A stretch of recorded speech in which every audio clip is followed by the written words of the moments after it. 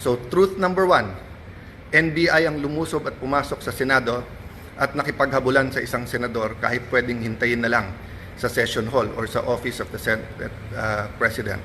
Fact number two, ginugulo nila kasi nasira yung kanilang narrative. Fact number three, kinausap, inimbita ko sa opisina ko, sabi ko pwede pa siya magsama, pero pinili niyang mag-isang pumunta sa office. We had a number of senators there, and sinabi po ni NBI Director, he will follow the Senate and he will not arrest sa loob ng Senado. We told him to submit the warrant para makita namin. Sabi niya nung Lunes, Tuesday niya isasubmit kasama ang sulat. Pinayagan namin iuwi niya yung 10 operatiba niya, agents niya, with the condition na ibibigay niya yung spot report. Hanggang kahapon po, hindi binibigay. Sabi niya, hindi siya kikilos, hindi niya pakikilusin ng NBI nang walang coordination sa amin.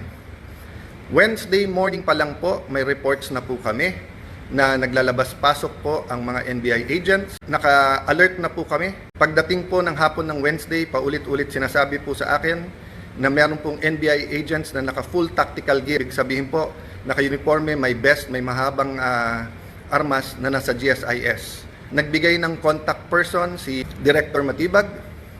Tinawagan namin yon at sinabi niya, pinapaabot ni Director, walang NBI sa Senate, walang NBI sa GSIS. Nung hapon, umakyat sa akin si General Mao at nagsabi po sa akin na may nangyayari sa mga pinto at yung GSIS ay nagsasara ng mga pinto at nagsasabing kahit senador po ang dadaan doon ay kailangan inspeksyonin. The next thing I knew, meron na daw mga armado doon. I asked them to call NBI ulit. Sinabi na naman nila na wala. Samantalang kitang-kita na ng mga nakasuot ng NBI. The next thing we knew, may mga putukan na at akala po namin yan ay mga fireworks. Nagpuputukan na pala po sa baba. Still, they were denying that NBI yon.